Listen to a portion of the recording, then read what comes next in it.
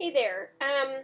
So I have this weird beer. It's called Insane in the Grain, a rustic India Pale Ale. And so I had bought this. I don't even know, not that long ago, randomly somewhere, and I don't remember where.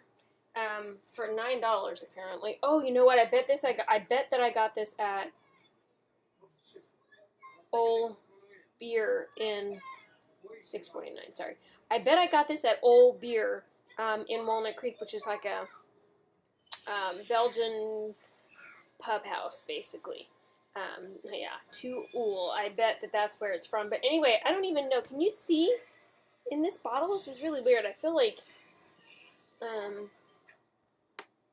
okay, I feel like it's worth sharing this because it's so,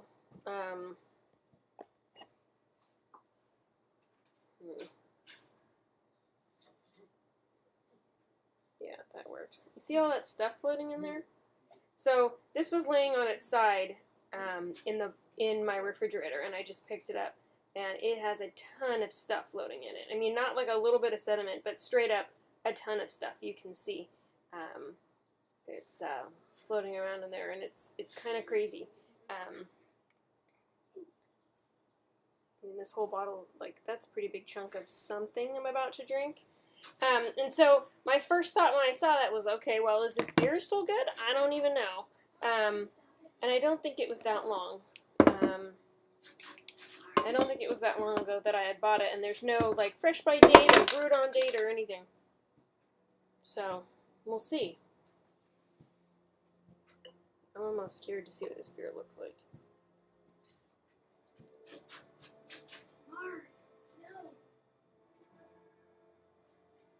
And that big thing I'm going to leave in the bottom of this glass, although there's a ton of stuff in my glass anyway.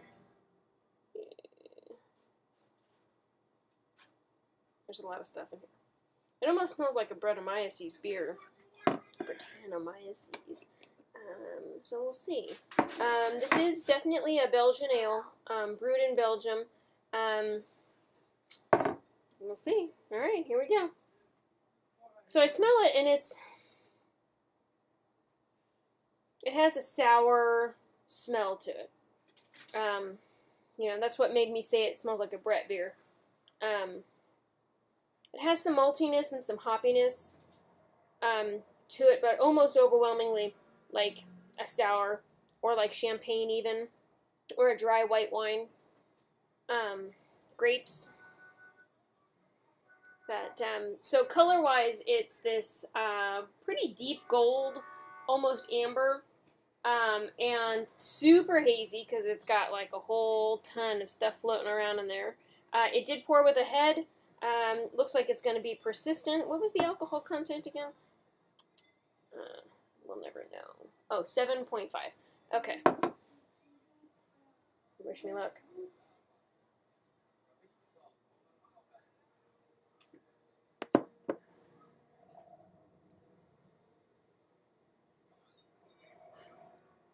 Huh. Does not taste like it smells. Maybe at the end it has a little bit of that taste. Interesting beer. I'm totally confused by this beer. It's kind of bocky, like a double bock.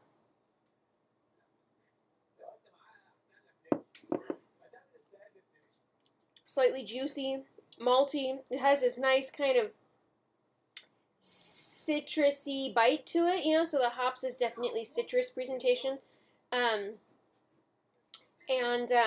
it has a finish to it, kind of like a Brett sour beer would taste, but only just a little, only just slightly. It does have some alcohol warming in the belly, so,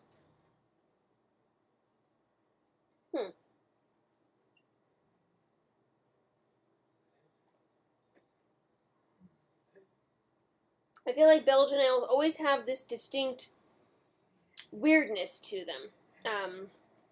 And this beer does that. It has a very like mainstream kind of Doppelbock approach to the world, but then it gets a little weird. And so like there's some interesting, spicy yeast going on.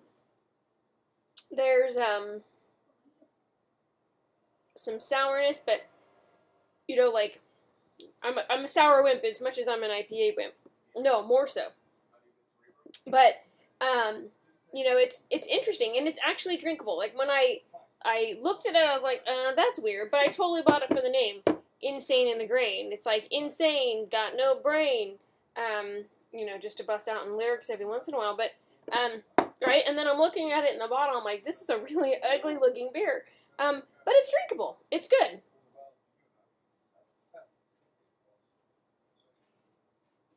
Hmm. Almost coconutty. It's weird. It has like this couple of moments of like coconut nuttiness to it, in all of these other flavors that happen, which is really, really an interesting experience. So a good beer. I don't know that I would ever buy it again because it's either $6.49 or $9. I don't even know what this price tag means. And weird, and it has a ton of stuff in it, which is weird. But anyway, I drank it. It was, it was good. There you have it, a rustic India Pale Ale. Um, I'm curious about the IBUs. Ultimately, I feel like it's not. I don't know what a rustic IPA is. But for American IPAs,